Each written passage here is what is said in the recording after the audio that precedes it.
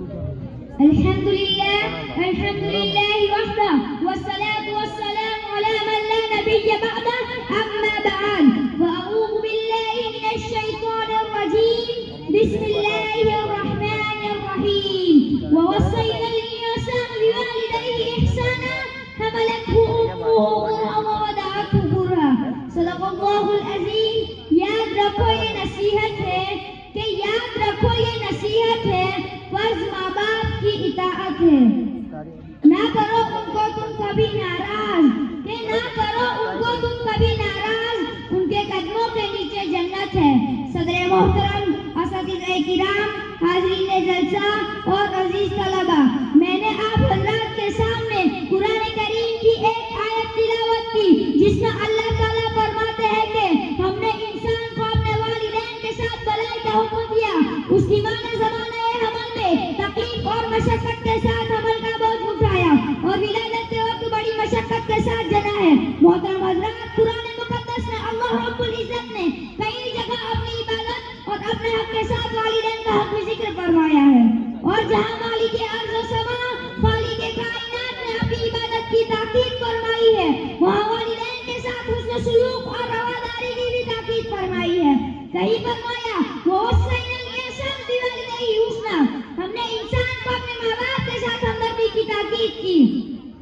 اگر والدین کا حق اولاد کے اوپر اللہ کے بعد دوسرے نمبر پر آتا ہے. اسی لیے اللہ تبارک و تعالی مجید حقیقی ہے اور عالم اسباب میں والدین اپنے اولاد کے وجود کا ظاہری ہے. اسی لیے اللہ تبارک و تعالی نے جگہ جگہ ماں باپ کی حقوق کی اہمیت فرمائی ہے کہ اپنے والدین کے ساتھ اچھا سلوک کیا کرو، اس کی تعظیم و محبت اور خدمت گزاری کو آپ کی سعادت سمجھو. حدیث کی کتابوں میں آتا ہے کہ ایک نوجوان صاحب بہت زیادہ عبادت گزار تھے، نماز، روزہ، صدقہ، خیرات اور بھلائی کے کام میں سب سے آگے رہتے تھے.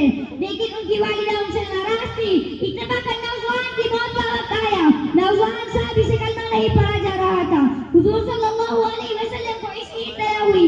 حضور اکرم صلی اللہ علیہ وسلم وہاں تشریف لے گئے اور نوجوان صاحب سے کہا کہ کلمہ پڑھو.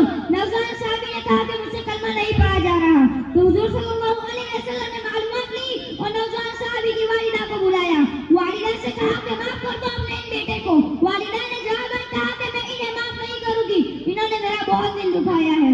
تو حضور صلی اللہ علیہ وسلم نے لکڑیاں اکٹھا کرنے کا حکم کیا اور آگ لگا دی گئی اور ماں سے کہا کہ کہیں میں تمہارے بیٹوں کو اس آگ میں رکھ دوں گا تو کیا تم اس کی سفارش کرو گی؟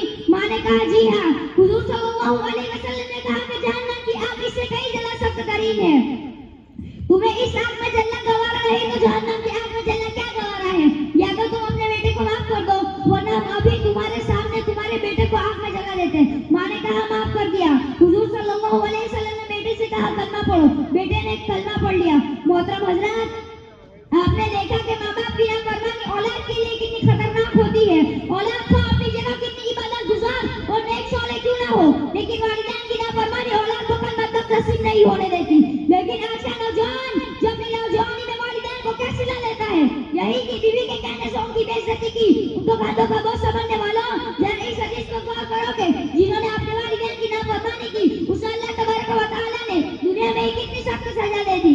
اس لیے آج سے ہم عزم کرتے ہیں کہ انشاءاللہ اپنے والدین کی خدمت ہر حال میں کریں گے.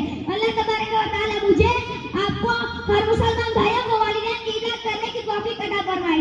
آمین. وما علینا الا البلاغ. تقریر پیش کرنے والے بچے